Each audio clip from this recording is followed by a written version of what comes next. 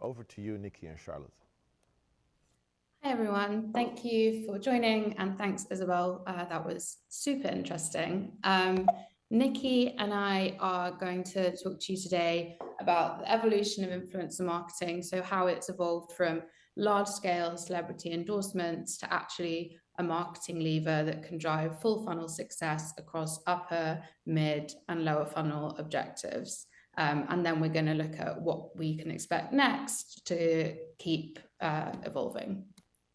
So, very brief history. In the 80s, influencer marketing, which it wasn't called then, was focusing on these huge endorsements, whether that was Michael Jordan for Nike, whether it was Michael Jackson for Pepsi. And then the kind of explosion of social platforms really shifted that to be less of a broadcast channel on TVs or billboards and focusing more on reaching users where they were. Today, people are using influencers to shop on social. There's a huge commercial side of it. And that's part of the reason that the influencer marketing industry is now valued at over $21 billion. But I will hand over to Nikki to talk a bit more about what we're seeing right now. Thanks, Charlotte. So media consumption patterns have changed drastically over the years, and social platforms, as Charlotte mentioned, have been a key player in that shift. Mass reach is no longer exclusive to large, expensive TV buys. An example we've shown here is Zach King is a content creator with over 133.7 million followers across Instagram, YouTube, and TikTok, and he has created content that has dwarfed the views of the hit sitcom, with his most viral piece of content being seen 2.2 billion times. For context, Season 1 of Friends had 24.3 million viewers, and the season finale had 52.5 million viewers. That is only 2.3% of the number of people who watched Zach King's single TikTok video.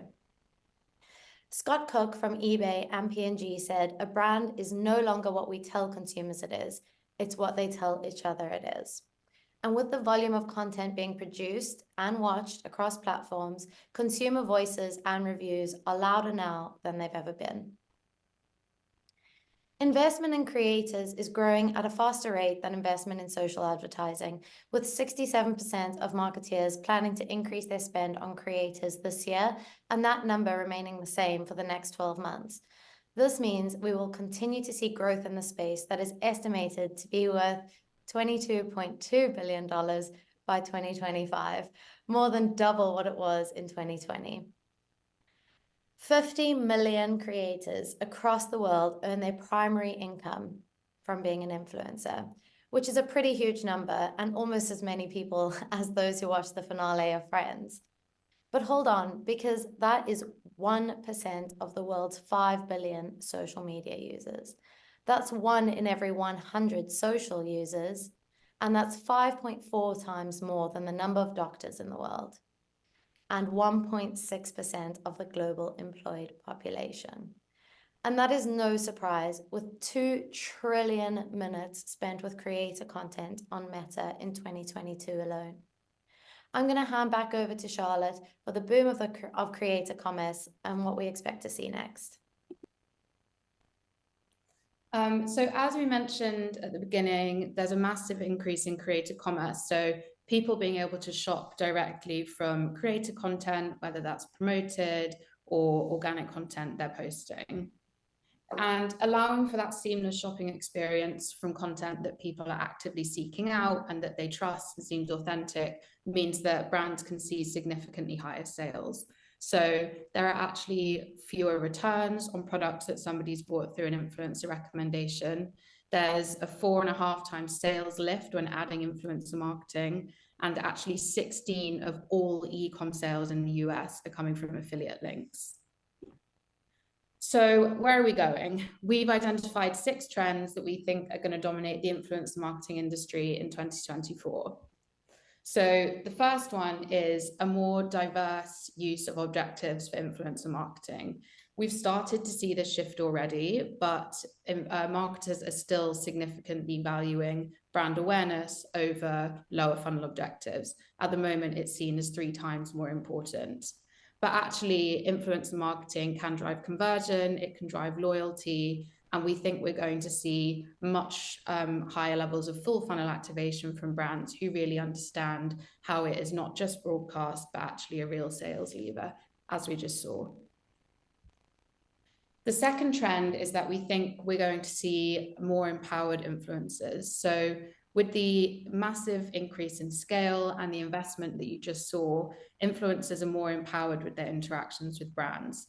It used to be that influencers needed brands to get their primary source of income, and they had to almost be fighting for brand partnerships. But now it's almost gone the other way, and brands need influencers as a core part of their marketing strategy. So influencers are going to have more say in the work that they can create and the briefs that they accept. Platforms are going to be supporting them more and rolling out more products for monetization. And they can also increase the level of brand compensation that they expect. And speaking of platforms supporting influencers more, we also think there's going to be a diversification of income through more products and more platforms being used. So in the current environment, Instagram does have a monopoly in terms of influencer marketing from a marketer side. We might think it's TikTok as users and that such a high volume of content being produced, but the people that are paying the influencers and using them as marketers are valuing Instagram. But actually, loads more people are using YouTube Shorts now. Actually, lots of people are seeing growth in TikTok, whereas the volume of revenue coming from Instagram is staying stable. So we think we're going to see lots more platforms being used and sponsored content across a higher volume of them.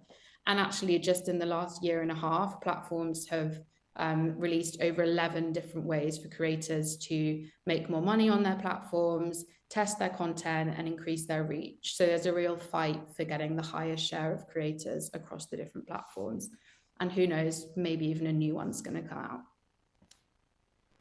The fourth trend is the balance shifting away from the influencers space to more creators. So influencers are seen as big personalities with content, whereas creators are seen as content first with, and that content has personality behind it.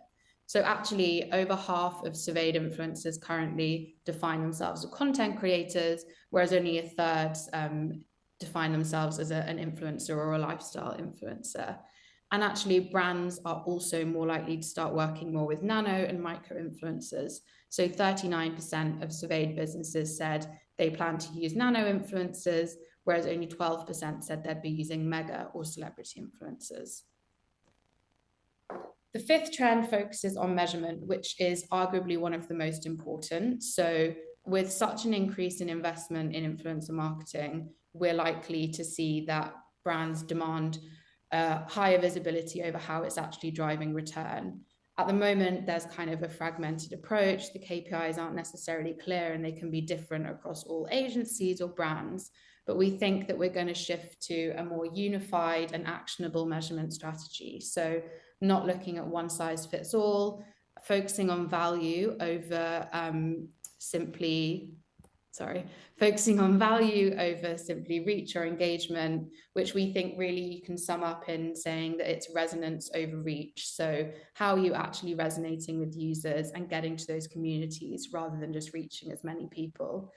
Using MarTech to determine incrementality, so things like our depth lift studies or marketing MMM to define actually how influence marketing is driving a real business impact, and having a really clear business goal for influencer marketing, which is agreed on by the whole business. And the final trend is around AI and how it's going to drive processes in influencer marketing. So at the moment, one of the most time-intensive parts of influencer marketing is discovery and influencer discovery. You can spend a long time across different platforms using different tools to find the influencer who's right for you, and then also determining their brand safety, if they've worked with other brands in the past that are your competitors, what their content looks like, and if it's the right fit for you. And actually using things like image and video recognition, automated brand safety analysis, audience segmentation and analysis to check if their audience aligns with your goals could all be done via AI. And we're actually seeing some platforms that are already using this, and it's only likely to get bigger. So it can save lots of time, find you better people who resonate more with your audience, and overall just streamline your processes. And those are our 6 trends for influence marketing in 2024. And if anyone wants to hear more about them or has really piqued your interest, feel free to get in touch.